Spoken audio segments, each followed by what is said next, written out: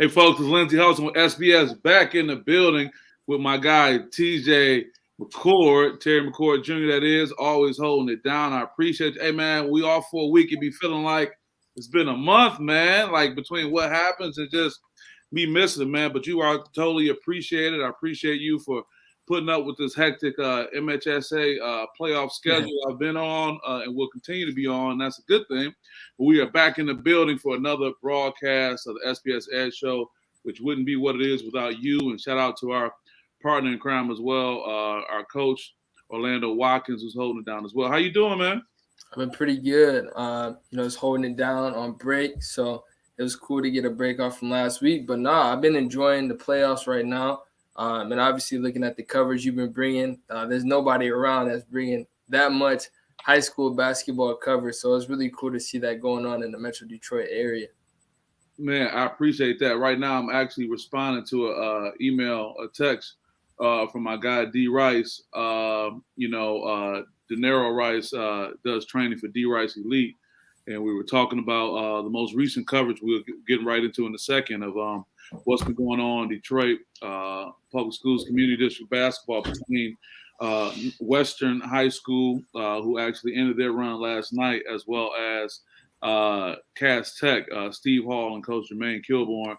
Been some firing things going on. Shout out to Latasha Prince. Hey, y'all, right back at you, representing for us. Always getting the word out as far as Ohio and beyond. We appreciate you. Thank you very much. But without any further ado, I guess I'll get into it and I can kind of tell the story as we go. So we want to talk about MHSA and what's going on. Last night there were some big games. Talking about Cass Tech defeated Western International, and Martin Luther King had a sizable victory over Melvindale. King won by some 50 points. Coach, my guy George Ward, always showing class, found out one of the players shot a three-pointer at the end. He had issue with that. He didn't want to do it like that. But let me just talk about what has been going on in Detroit, particularly with Cass Tech and Western. Western has kind of come out of nowhere, for a lack of a better term. Speaking of it, Brother Hudson's right here on it. What's good, my guy? Right back at you. You know, we were just talking about the whole Western Cass Tech thing. I know that's not your complete world because you're rolling with those Crusaders, and we appreciate that. But I was trying to get a storyline to Terry and our listeners who don't know about what's been happening. But basically, Coach Kilborn at Western has had some success. Shout out to Calvin Marshall, my young dog over there doing it big. They upset River Rouge in the come from behind overtime victory. And what really went viral was an interview I did with Coach Kilborn, and he called out Coach Steve Hall by name, referring to him in regard of calling on players, protesting games and things like that. And let me tell you something, Terry. It had the streets rocking. I'm talking about everybody I know on every level of basketball has contacted me from the collegiate level, the high school level, stakeholders, all that. My former roommate from college, Bruce Brown, 321, shout out to him. He hit me up like, man, this is all because of you. I said, it's not because of me. But what I will say is, and I've been saying this and I will continue to say, and it's kind of been something I've been my battle cry. I think most reporters, Terry, cover the games. Yeah, SPS, I cover the culture. And it was more so about what was going on, bringing these things and giving people a platform, but also giving both these coaches an opportunity to talk, say what they feel. And finally, what people may not have noticed, I had one coach reach out to me for one of my last posts I did last night, which was the line of the players between Cass and Western walking. And the coaches did shake hands. So with that being said, I'm very transparent with these coaches. I've been talking to these guys offline. I'm sharing what the others communicating before I share it with everyone else.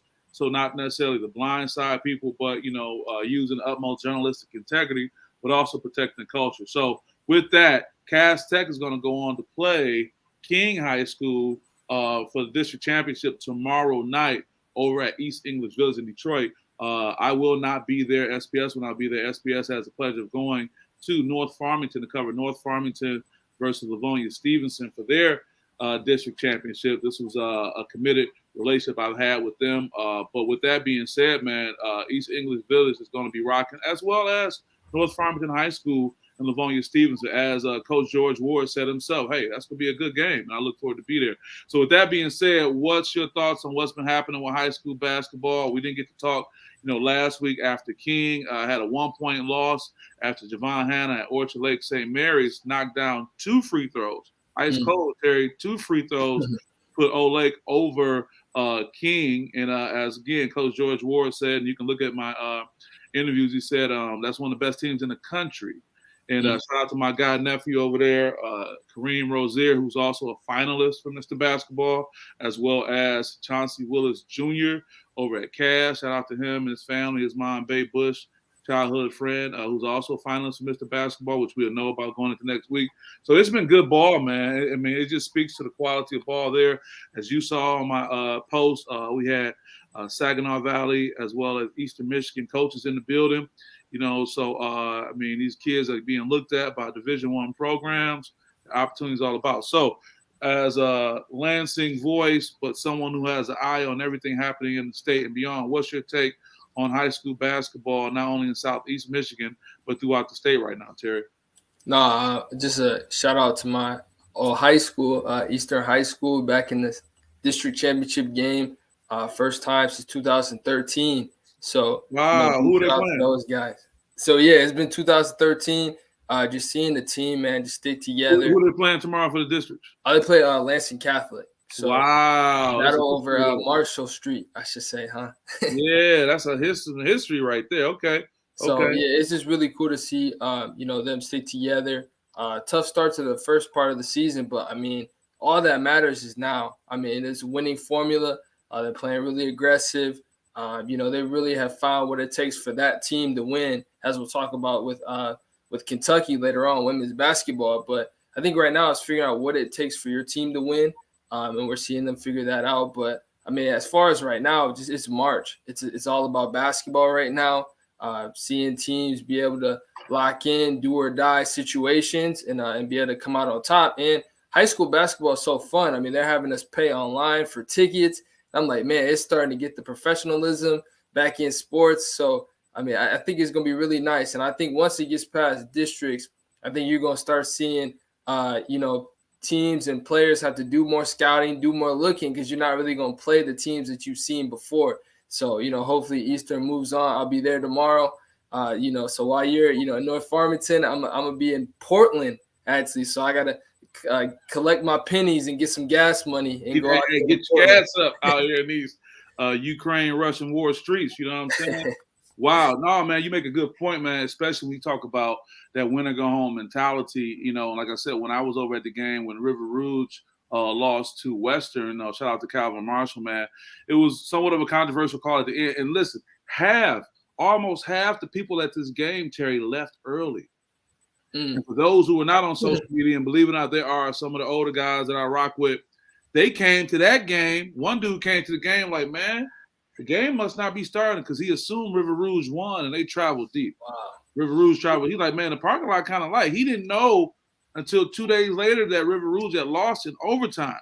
Wow. So many people left, and he left with like 40 seconds left. You know what I'm saying? So a lot of people were surprised by that, but you're right. I use King. Shout out to King again, and this is no slight to any other program, but King rose in a way where I remember at the River Rouge game, just about King's entire team, as well as Cass, shout out to Steve Hall and Cass Tech, they were there scouting.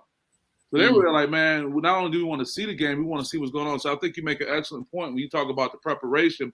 And it just takes that, man. It takes a full-on commitment to what's going on, being able to play to the moment. These teams are doing it. So it's going to be some great district championships going on. And unfortunately in sports, man, just as you have the high of winning, a team has to lose. And nobody expects their season to end that night in many cases. And then nowadays when it comes down to the call, but here's what I'll say about games that are that come down to a call. This happened a few weeks ago with Orchard Lake, St. Mary's, and King. There was a controversial call at the end, and shout out to George Ward. He sent the picture to me and several other people of his player, Aaron Waldron Jr., fouling Javon Hanna. I mean, like, come on, like he had a claw grip on him. You know what I'm saying? And other people said, well, they shouldn't have made that call late in the game. And shout out to the official who was actually one of the officials, Terry, for the SPS Stars event at Waverly that he came to town. Great guy, former Marine. He made the call that had to be made. So I think what people have to realize is if your season ends on a final call, there were some shortcomings for you throughout the game to make it close. It cannot be close. They said leave no doubt. Leave no doubt. No doubt. You know, leave no room for none of that. That's no, what you got to do that. And then especially in this times when you have these geographical biases, and you can argue other kind of biases too, man. You can't think you about to go on the road somewhere and go somewhere and think it's going to rock like that.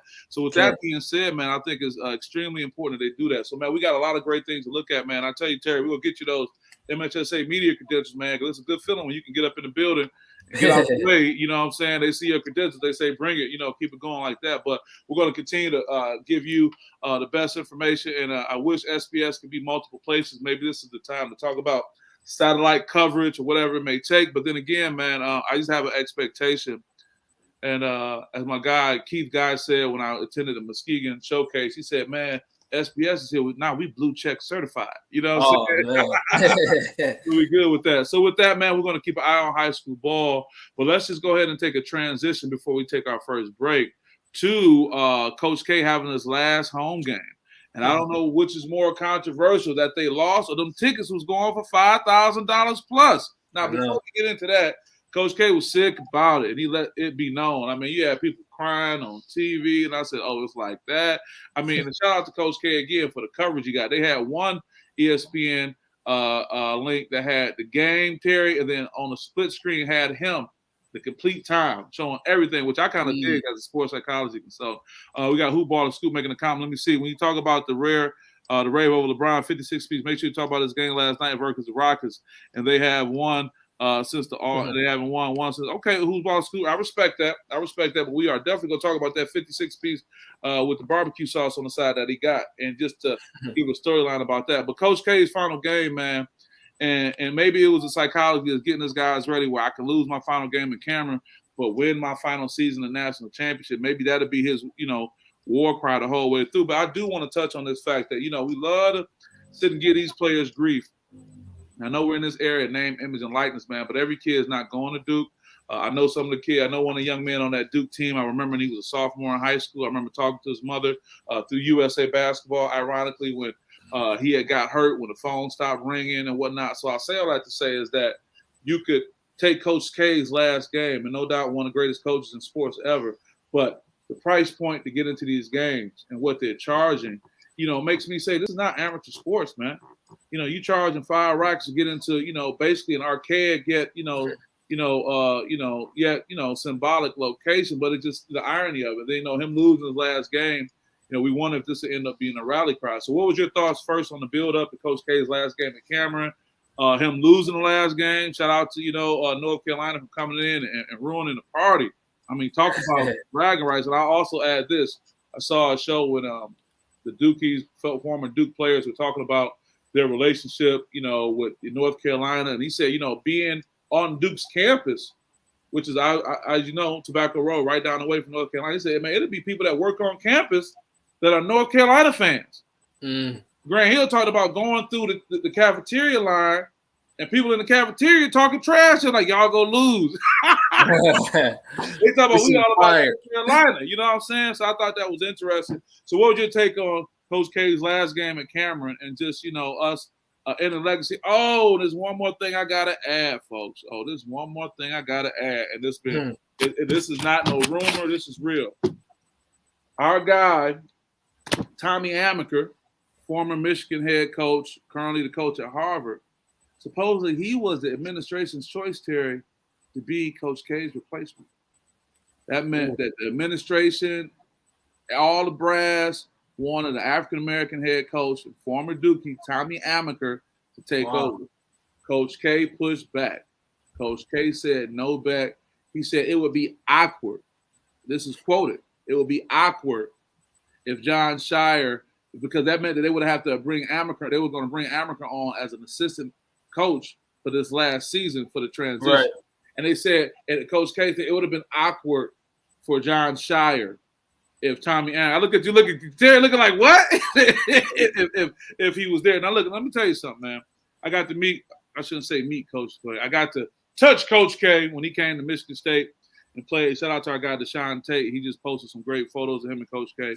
look, man, I did Coach K, but the other part of it is, for real, you had an opportunity to make a historic hire with Tommy Eric Amaker as African-American head coach for Duke, which to me is important. Dookie, somebody who played there, somebody who's had success as a head coach, to John Shire. To be honest, man, unless you really locked into Duke basketball, you wouldn't know what it is. But people are saying the rationale behind that is so Coach K can still control the program. But Coach K is going to be Duke's coach for life, dude, because he has this young guy who he put on who's going to come in, and Coach K is still going to be making the shots. What do you think about the idea, not only Coach K having his last game at Cameron, hey, I throw in the 5K, the 5 stacks for a ticket piece, as well as getting information that Tommy Amaker was the big choice to succeed Coach K, but instead he went with John Shire. Well, one, before we get into the game, I think Deshaun Tate need to hook us up with some tickets down there. He's going to all these games. He probably got a Final Four ticket somewhere. He does. He got his credentials for the Final Four. Shout out to Tate State. You got to hook us up, man. But on a serious note, I mean, Duke, I just didn't realize how desperate North Carolina was. North Carolina needed another big splash on their resume in order to secure their spot in the tournament. I think North Carolina was in, win or lose, because I think they would have done well in the tournament. But I mean, they showed it that they wanted it there, and what better way to spoil it? I mean, it's so like fairy tale like, and it's almost like, oh, not so happy ever after. It's like North Carolina comes in, Duke's like they're rallying, they already know like, oh, North Carolina's gonna come out strong maybe in the first half, then they'll fade away like usual, and we'll just take over. North Carolina had 4 guys score 20 plus points. They came to play. Now, Caleb Love and Baycott and those guys, man, they wanted to spoil that night. They probably heard about it all week. They probably heard us all week. I mean, dude, that was probably all year. And they probably got the same media, like you said, they're down the street from each other. So they hear it all week long. They probably heard it the week before. It's just let me ask you a question. I want you to stay with that point. Mm-hmm. Using football, when you have your homecoming game, who do you schedule? Do you schedule your rival? Or do you schedule? No. Well, who do you schedule and why? Help me understand and bring that to where we get ready to talk right now. Based off the standings, I may be asking for a Wake Forest or NC State or something, or we could, you know what I mean? Like, so what makes them think they gonna schedule his game against their crosstown rival as if he's gonna walk off in the sunset his last game at Cameron and beat the Tar Heels? Like, what were they? Is it arrogance in that? What were you thinking? I think in the beginning of the year, it would have been a good thing to beat your rival in the last game, because North Carolina wasn't the North Carolina now. We all know that they had a tremendous North Carolina. But that's North true. Carolina. It don't matter. But the way they put the beat down on them in Dean Smith Arena, I was like, wow, okay. But we all know North Carolina is different from them. They wanted some revenge, but I just think that there was no energy from Duke. And I think, you know, like we saw today when they played Syracuse earlier this afternoon, Syracuse gave them a run for their money. Syracuse was coming out desperate.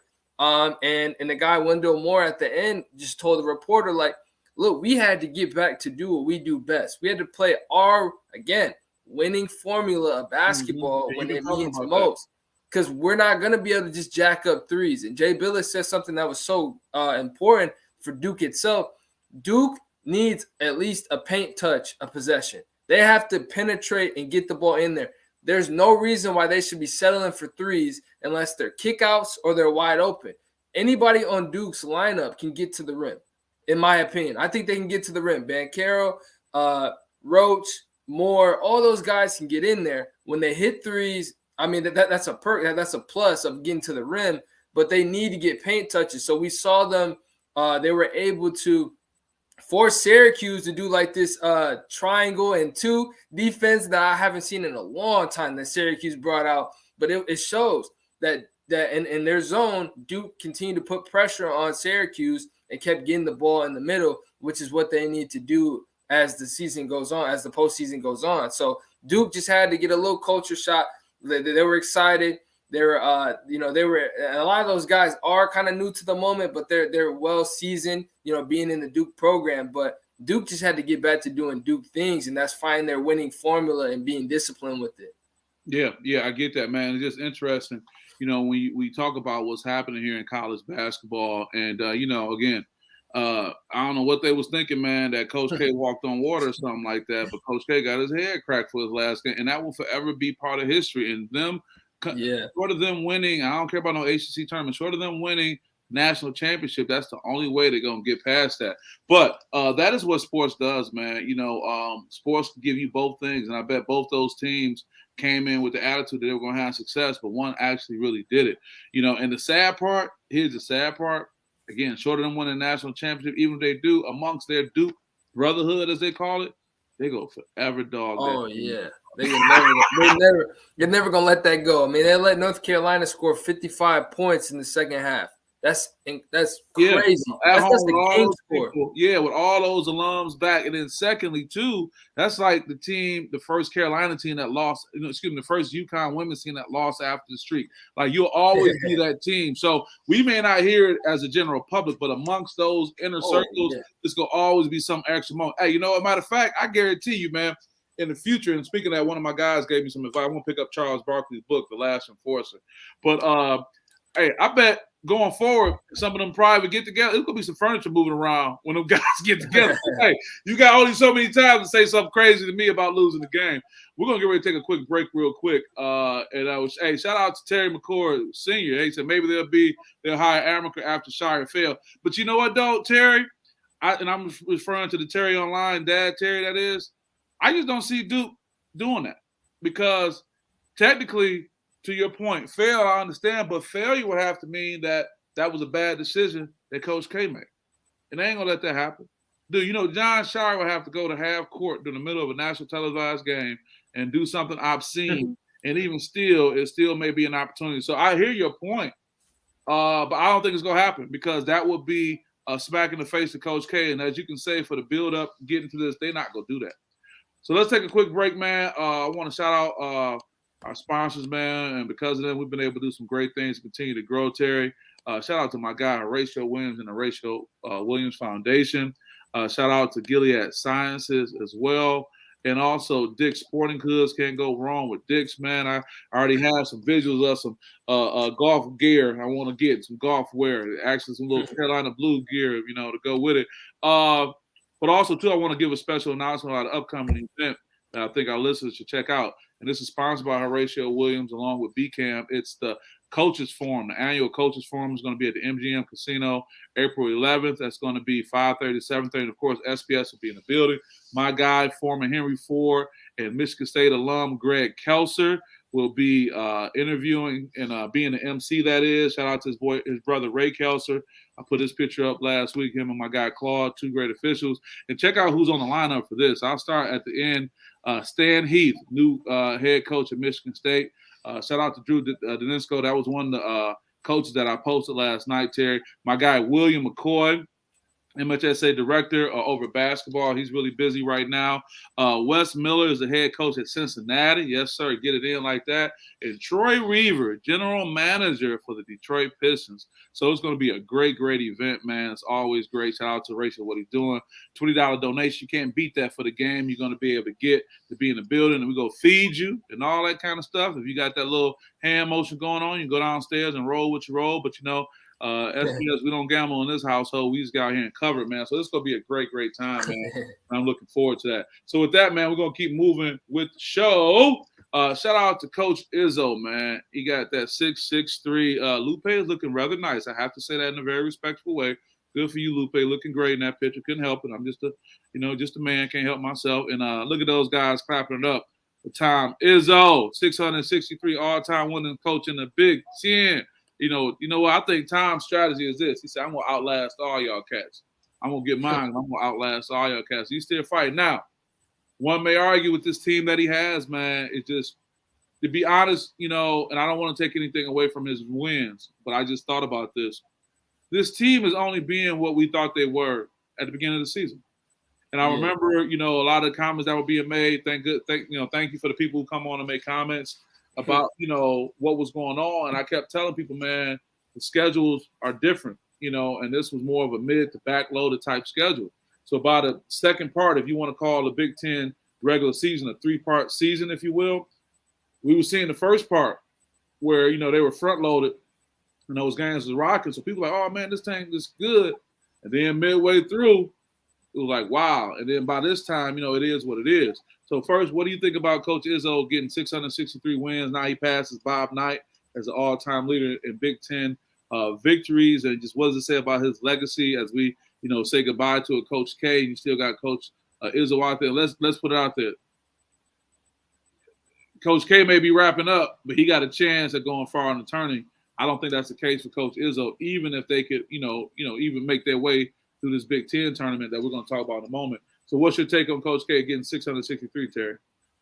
I think it was really nice to see him cap off the year with some momentum at home in front of the fans. They play Maryland tonight, so it'll be interesting to see how they play on a neutral site. No emotions. They played Maryland before, previous to the 663, and that game went down to the wire. Now, I think MSU put themselves in that position with turnovers, bad shots late in the game. So I do think that they'll clean that up and get the win tonight. But again, it just shows that, man, Izzo's been chasing Bob Knight, whether he tell you or whether he won't. But I think, at the same time, though, I think Izzo, I think you might have covered it. Izzo was like saying, man, I've had 3 chances to get that record, and I missed every single one.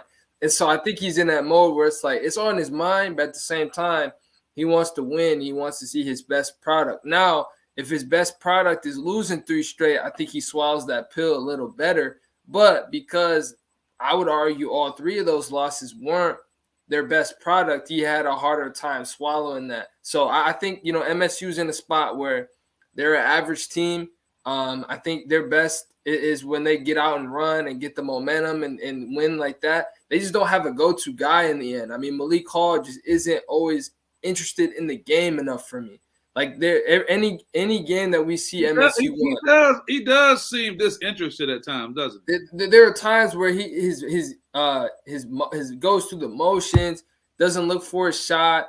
I can't really argue that Gabe does that because Gabe sometimes shoots himself out of places, but he's just a guy that has to shoot to get himself going. And sometimes it goes in, sometimes it doesn't. But Malik Hall, I mean, a guy that he's athletic, he can shoot the ball.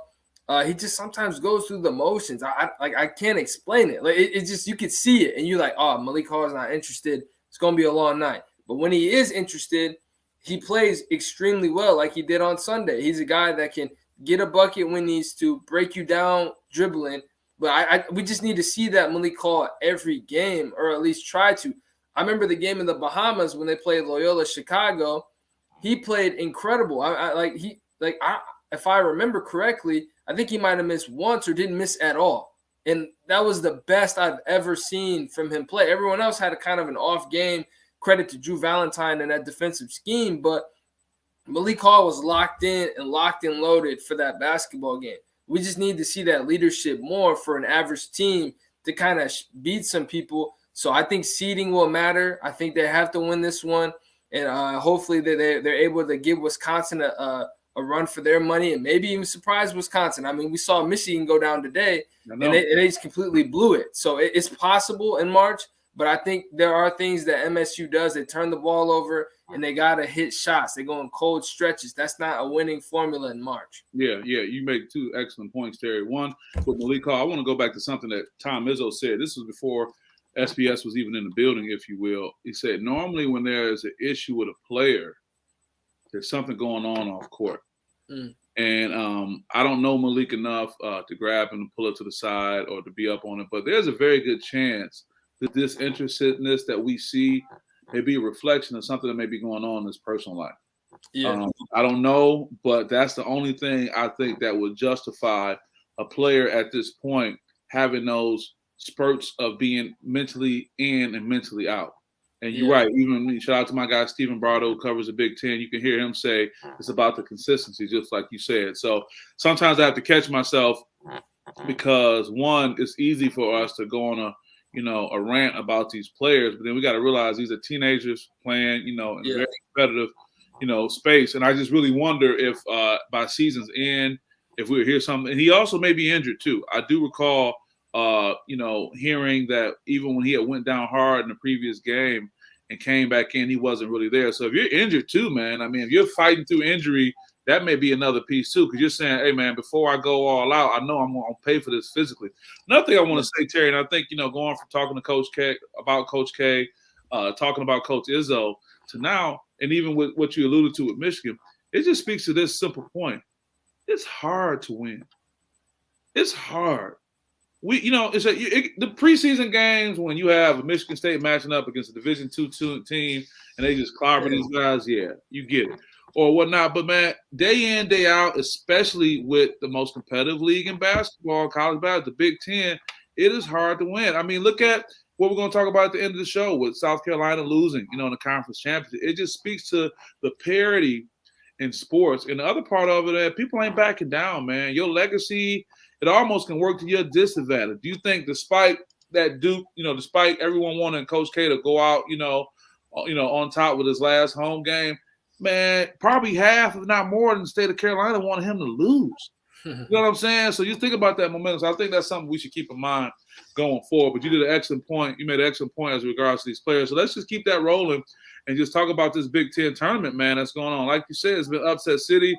Let's speak on what the obvious is. LeBron. Talk about him in a second. But Juwan Howard returning after that 5-game suspension from the smack heard around the world to coming in. It's funny, man, when I look at the Big Ten tournament, I remember, Terry, and you remember too, man, I was literally there I want to say, was it March 19th, man, when the call came down that there was this thing called the pandemic, the coronavirus, that shut everything down. And here we are back at it, and things are different, man. But, you mentioned that University of Michigan went out. Shout out to, Coach Wood over at Indiana, Mike Woodson, brought them boys back from 17 down. I mean, I just say it on my platform, you want the best for African-American coaches in this world. So even though one brother had to take down another, but shout out to Coach Woodson and what they're doing. Shout out to Dane Fife over there, former Michigan State head coach. He was always super cool with me when I was in the building. Shout him out. So I want to see success there. But it is what it is. So talk about this Big Ten tournament and what your expectation is. And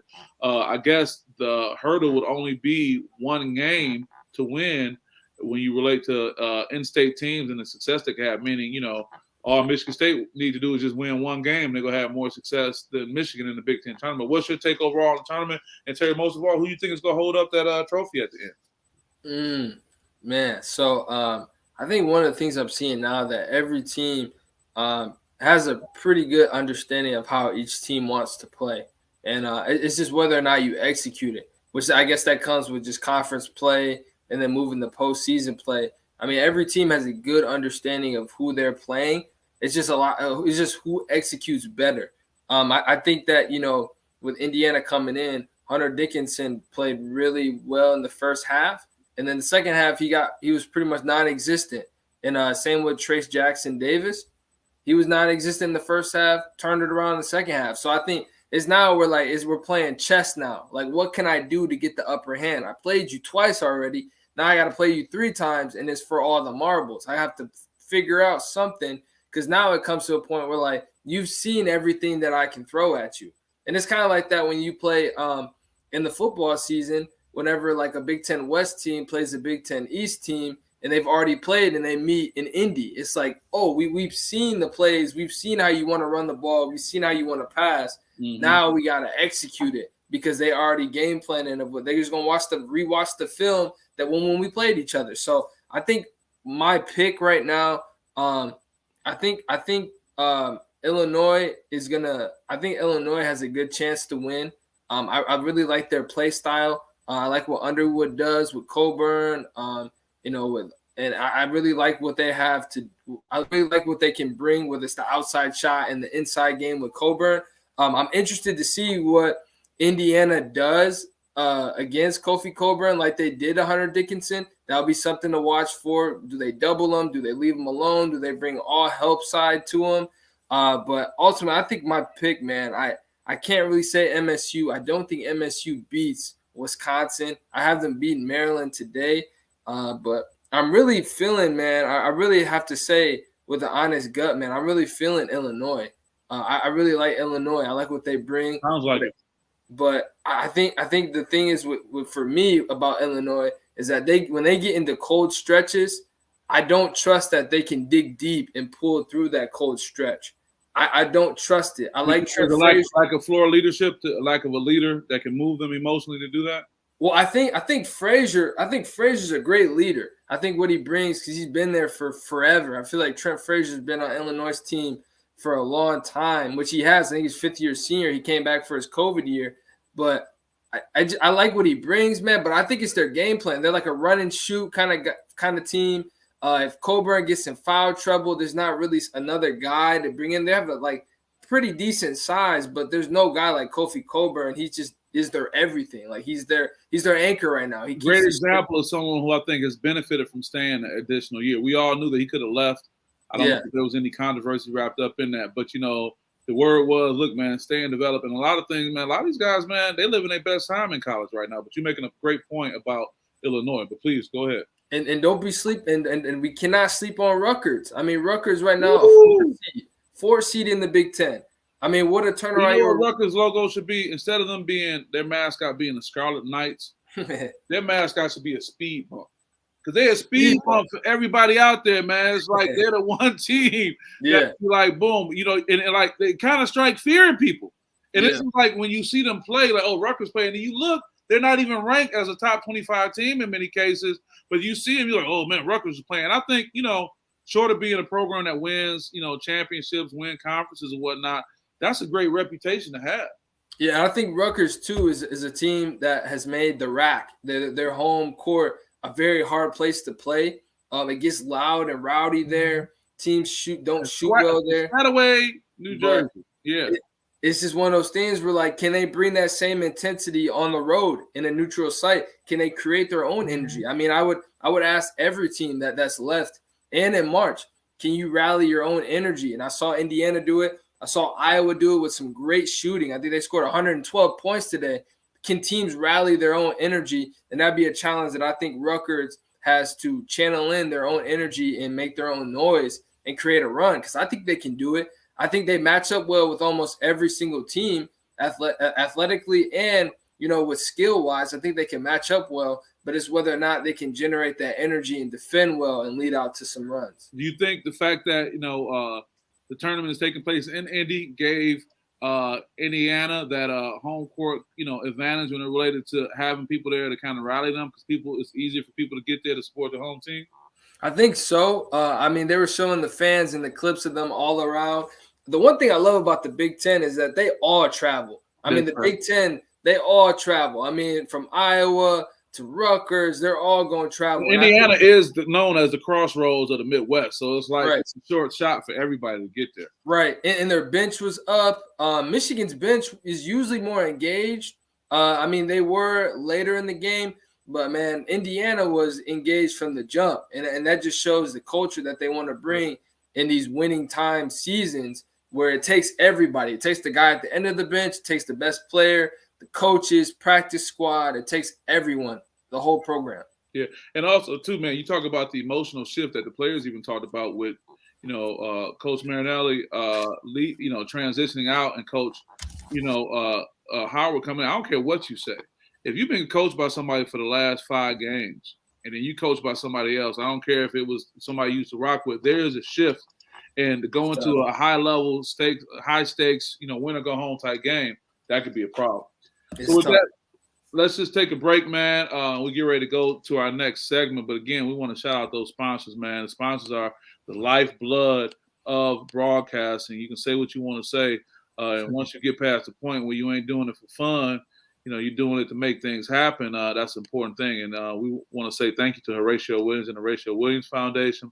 Of course, Dick's Sporting Good, as my daughter well knows, that's my home away from home. We go there. We always stop by the putting green, Terry, and she knocks a couple putts in.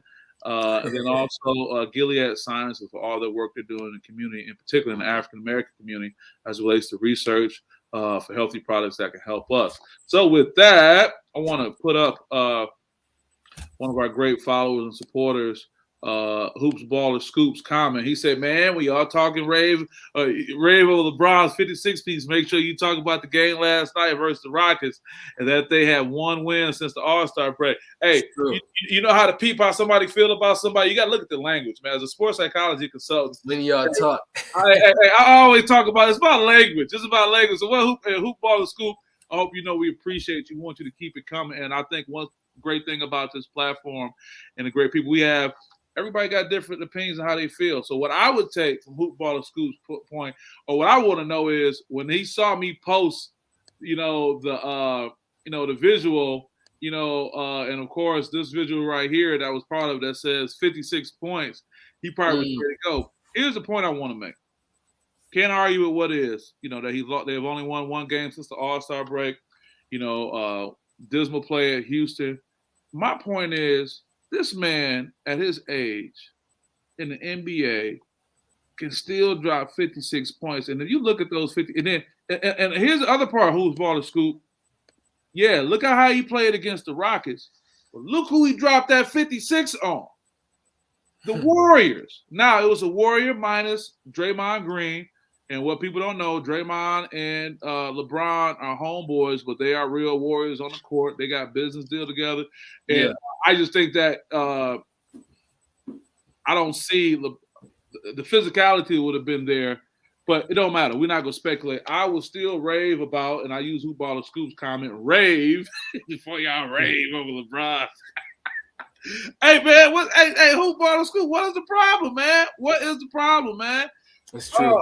My man dropped 56 points, Terry. He dropped 56 points against the Warriors, man. And like he said, he told Matthew Stafford, man, I can't, not have you in the field and not put on the show. In other words, he's saying, I can put on the show when I want to at this age, at this point in the league. What's your take on LeBron's 56 piece with the barbecue sauce on the side?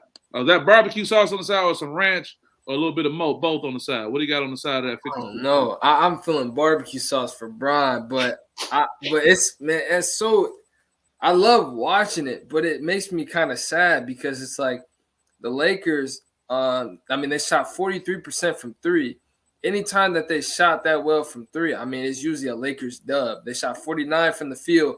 Westbrook even dropped 20, 4 assists, 4 rebounds. So it's like the Lakers are getting up for the games against the Warriors, which arguably is Saturday night prime time. We love that. But when they play against the Spurs or play against the Rockets, it's like, man, like I'm not seeing that same consistency or intensity. I'm not saying everybody has to go crazy, which everyone did shoot really well on Saturday. I'm saying, but it'd be nice to have a consistent, another guy that's like on for the night, or maybe another guy that's on for the night, and not just King James. So, but that was the plan when they put this team together. They were like, Westbrook could come in and carry. You got Anthony Davis, who's not working out like that. It was the plan, but I'm with Hoop Baller Scoop. Like, the Lakers are struggling right now. And I think right now we're seeing, like, glimpses of greatness of Bron, which I love watching. And we're able to see, what he does daily. Bron's having a very good statistical season right now. Yeah. And, we cannot lie about it. But as a team, it's sad. They lost 2, like Hoop Baller Scoop said. They won 1 since the All-Star break. It's March 10th. The All-Star break was President's Day weekend. It made me think that Hoop Baller Scoop must have channeled his inner Bubba Dub who was like, they trash when he saw the post. He probably was like, look at this. I can't wait to get out here and say, I got a comment on this Hoop Baller Scoop responding. Okay. It's your dad. He said Lakers don't play defense. Hey, man, it's the Lake Show. What you know about defense, Terry McCord? They're not playing you right. They don't. And I also know that at the end of this season, LA is going to make some moves. As I've seen – they got on the bus, the HBO about Magic Rising of the Lakers. We've seen that the Lakers will do anything it takes to win. So I'm gonna be interested on who moves, who goes where. Don't be surprised if AD leaves with LeBron's approval. Don't be surprised. The Lakers are known to make big moves, but something's got to change. And I think it starts with the coach. It starts with things that you can change easily, but then you got to get into the team. Yeah, I think coaching is one thing because I don't care what you say, man. I know they probably had this thing. They didn't want a personality that's as big as LeBron. But look at when, LeBron got his first title in Cleveland. Ty Lue, man, like in that series, Ty Lue cussed LeBron out. Yeah. challenged LeBron to where LeBron was literally moving furniture around. And you got to have a personality who can do that to bring that out of these players. And secondly, I'm glad you mentioned the HBO Max. We don't have a sponsorship deal with them, but hey, I got to shout out, that Rise of the Lakers, man, that is some good TV, man. That's some good information. I like that. And we're going to see, man, but it's kind of going to what the theme has been for this show, man. That just show you how hard it is to win. And Hoop Ball Scoop, we appreciate you, man. I appreciate you saying that. I appreciate you putting it out there. And when I saw that, and that's the advantage of having your own platform, I said, oh, man, 56 points, I want to recognize that. I want to honor LeBron just to let people know, look what he's still capable of doing.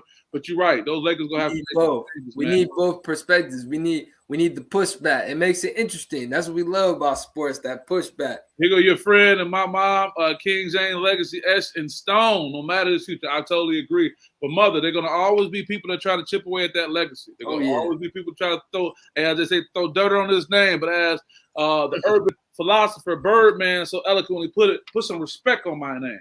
And Terry, I'm gonna ask you this: are you finished or are you done? So with that, man, hey, it is what it is. You know, LeBron is the man. You got to give it up for him, man. Going forward.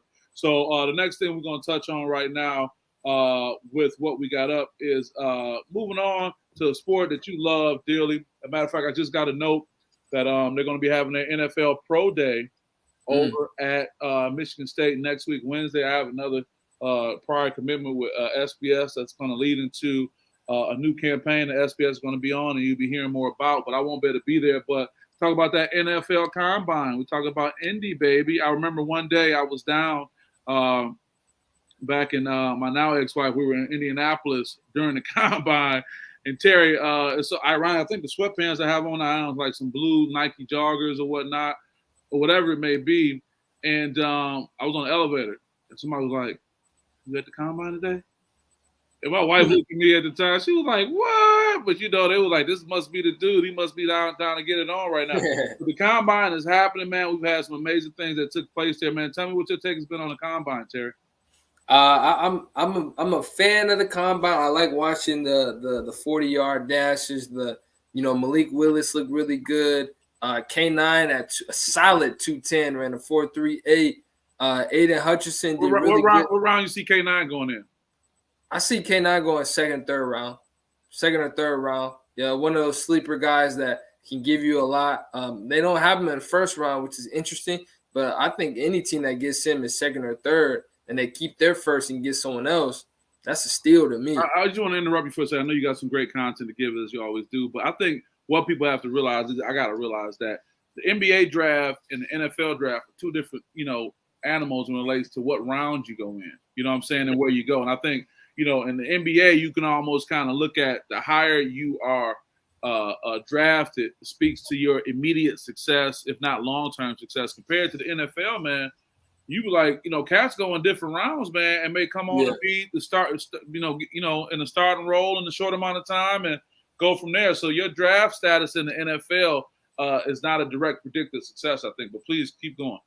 Yeah, and I think one thing that everyone is commenting about and saying the 40-yard dash isn't everything. I think it's one of those things where, like, if you're concerned about a guy's foot speed or concerned about a guy's athleticism, it's always cool to see that, and you're like, okay, that's cool. But again, on the flip side, if a guy that you're loving on tape and doesn't run your fastest 40, I wouldn't say that gives you concerns, because I think game tape, and I wrote on here, game tape helps me breathe a little bit. Game tape helps give me the opportunity to say, wow, that guy, he's a receiver, ran a 4.6, maybe doesn't have the foot speed, but on the field, that dude is blowing past cats. I don't know if it's his route running, or I don't know if it's his foot speed, because there's such thing as game speed and track speed. I would argue track speed is the 40-yard dash where they're just marking times, how fast can you get here. But football, there are a lot of components that come with that. So I'm more of a game tape guy.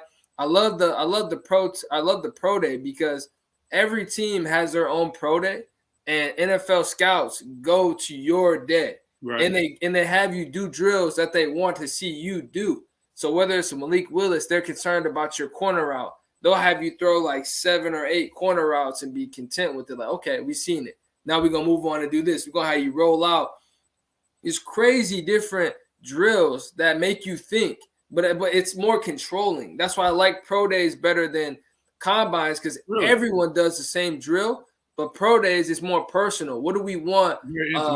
What do we want Kenny Pickett to do? What do we want K9 to do? Do we want to see K9 receive the ball a little bit more than running it? What do we want to see the players that we're looking at specifically do? Like our circles on their scouting report. Is he this kind of guy? What can we see? Can he throw the deep ball? Is he elusive? Is his agility on point? His footwork?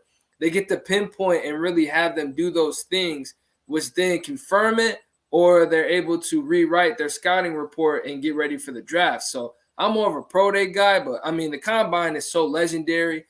Seeing those crazy speeds of 4.23 from Barnes, a DB, like that's insane. I mean that's stuff where you just can't help but just drool all over it because the dude ran a 4.2, and so I think it's one of those things where you always get up to watch and love seeing those things. But then again, game tape never lies, and game tape is what will get you to win those games. It's not about 40s. It's whether he can get to the end zone if you're a receiver, and if you're on defense, what can you do to stop the team? I'm more of a game tape guy. Yeah.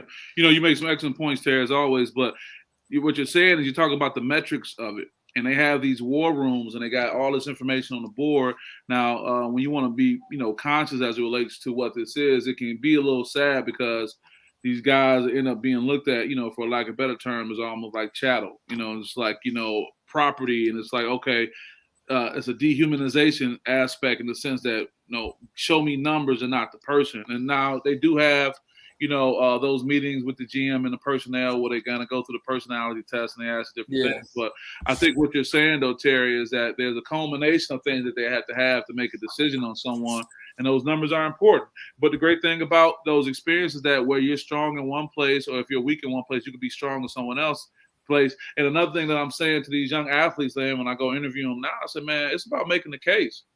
Because the time is going to come, you got to sit across from somebody, man, and they're not going to care about how cool you were on social media. They're going to ask you questions that you got to be able to respond to. And with SPS, man, as I interview these teams, and I'm going to be doing a lot more interviews going forward, both male and female athletes, and that's the prep I give them off camera.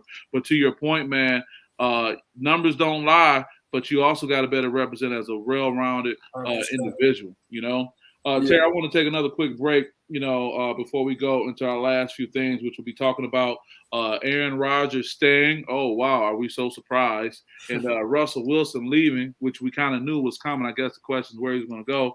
And wrapping up with, and I don't want to take anything away from Kentucky basketball, women's basketball winning the SEC championship, but it is a surprise that Dawn Staley and company lost, kind of similar to Coach K losing his last game. So with that, want to thank again Horatio Williams and the Horatio Williams Foundation. I'm probably going to get up with my guy next week.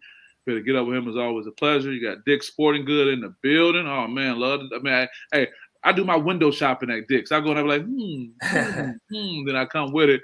And finally, Gilead Sciences. And like I already mentioned at the top of the show, April 11th, man, it's going to be a great event over at MGM Casino. The Rachel Williams Foundation is putting on this annual coaches forum. Got Stan Heath. If you go to SPS Edge and look up SPS Stan Heath, you can see a great interview I had with Coach Heath at Eastern Michigan as well. You can look up William McCoy in SPS when he came over and he introduced him to the coaches of the Metro Detroit area. That's my guy. Got Wes Miller coming in from Cincinnati head coach, and Troy Weaver, general manager of the Detroit Pistons, also was on the staff of Jim Boeheim at Syracuse. And what people don't know, man, his route was AAU. This is an example of someone who went the AAU grassroots route, got on as a college coach, and now is the general manager of the Detroit Pistons, man. You can't knock that at all. So with that, Terry, as we get ready to wrap up this last segment, man, it's been good getting back out here with you, man. It's like dog years. Feel like it's been years since we were together. But are you surprised that this duo is going to stay together? And do we officially give Aaron Rodgers diva status for all that we had to go through just for him to do that? But in the same sense, I say, what do you got? What, $200 million for 4 years? Largest NFL contract. That this whole thing was about setting himself up for the money, and it's not about what your worth is, about what you negotiate, huh?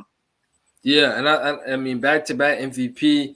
But the thing for me is that 4 years, $200 million is about $50 million a year, but $150 million is guaranteed. But I think that depending on this year, because we see Devontae Adams is franchise tag, which I don't know if a lot of people know what that means. Franchise tag means that they set a salary for the year, and then they'll relook at your contract the next year. So basically saying they got you for they renewed your rental for 1 year, and then they'll come back and see if they can purchase you.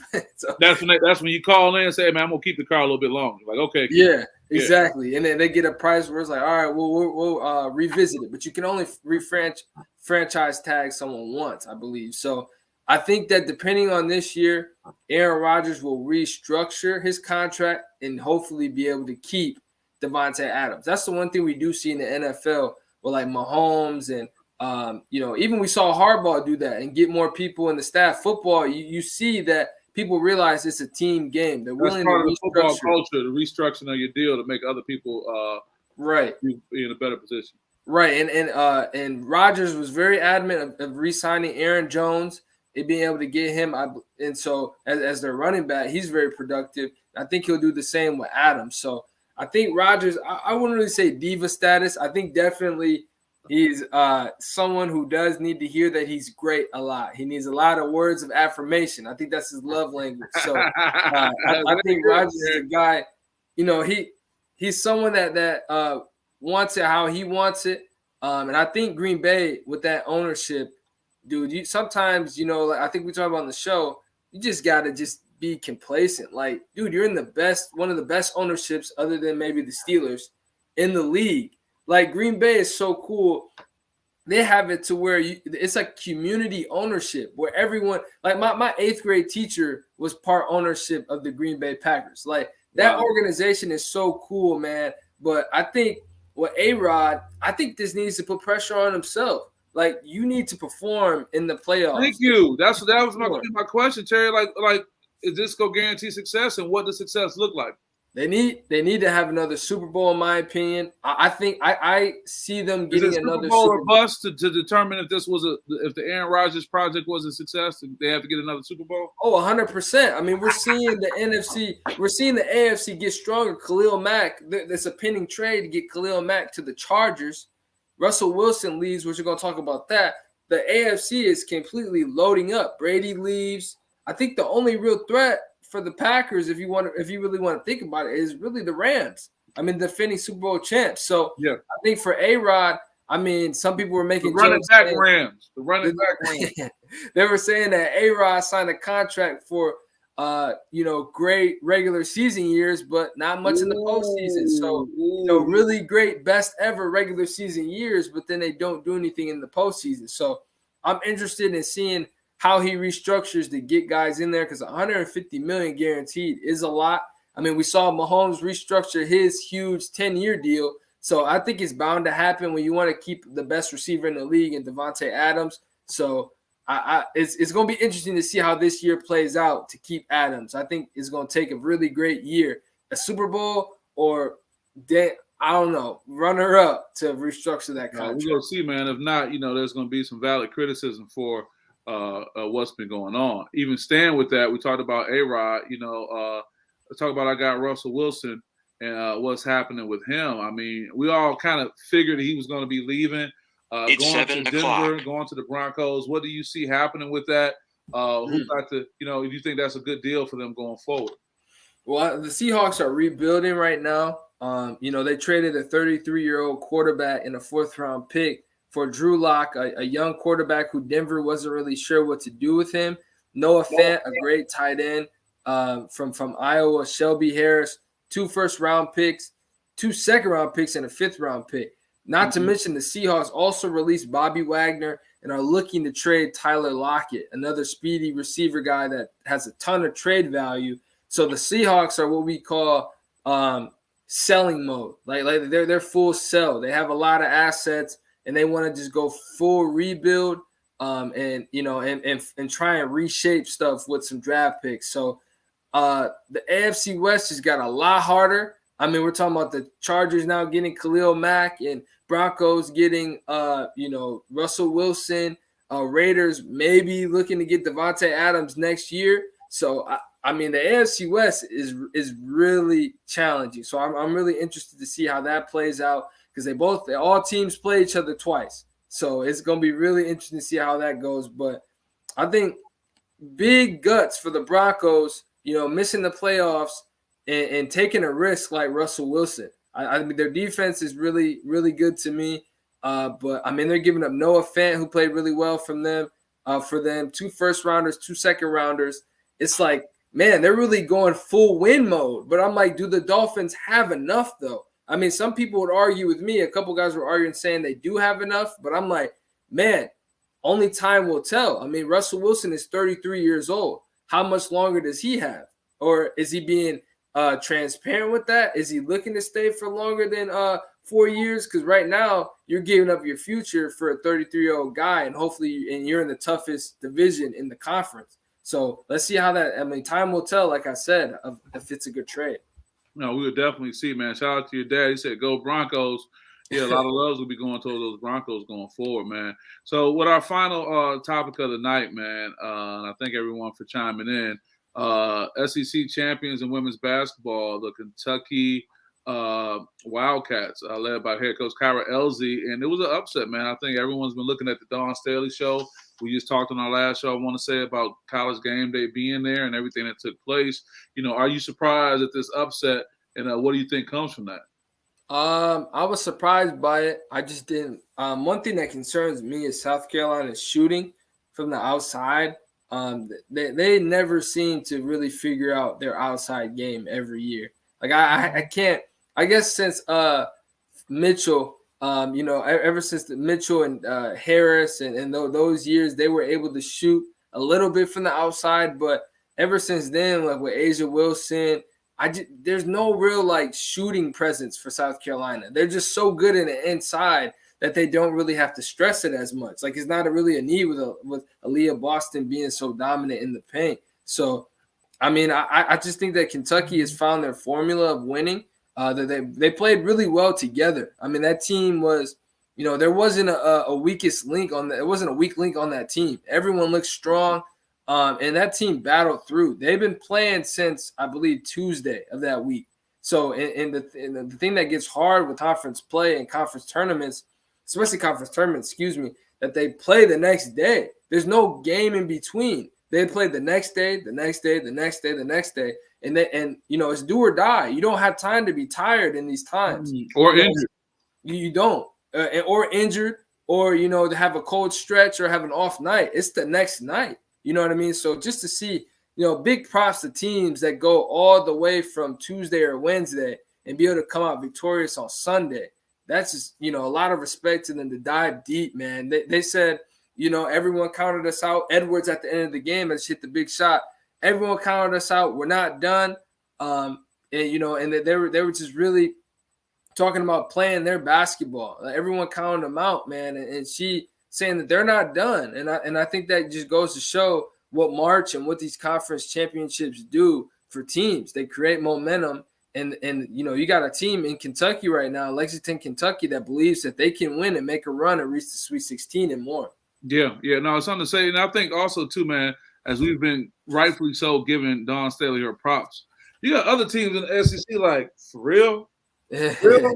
Like, y'all go keep going on. Y'all go keep saying this. And shout out to Kyra Elzy, another African-American female coach. Yeah. So that's showing, it doesn't all just stop in one place, man. So it's going to be good to watch. And I think the theme that we've had, underlying theme throughout today's show, man, that winning is hard, whether it's high school, collegiate, or the pros. And it should give us greater appreciation for those who go out, both men and women, every day and work hard despite the injury, despite the other off-court things that are happening, and off-field thing have to have that success. So, Terry, we just hit the 1 hour mark. Is there anything you want to share before we let you go and we get ready for our next series of events coming up?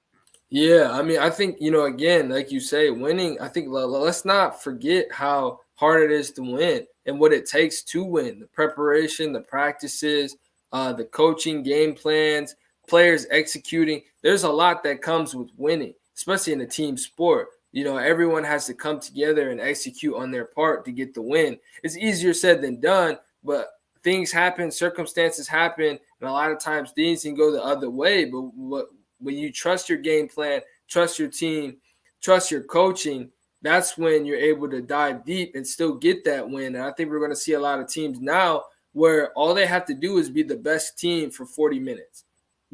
All you have to do is be the best team for 40 minutes. That was our motto in high school, and it's going to be the same for the high school teams, like for Eastern tomorrow.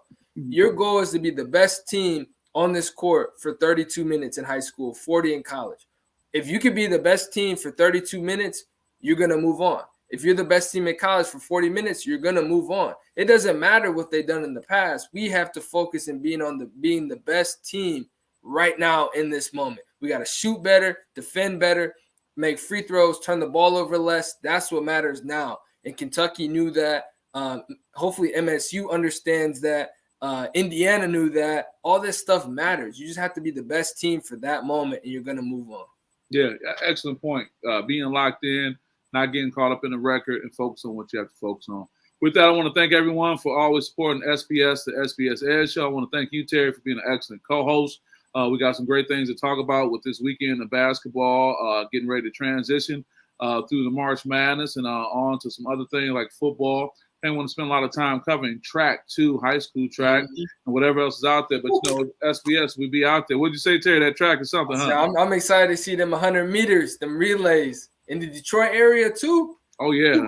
They got national champions. There's one group, Cass Tech's team is actually at their nationals. I've been in touch with their coach.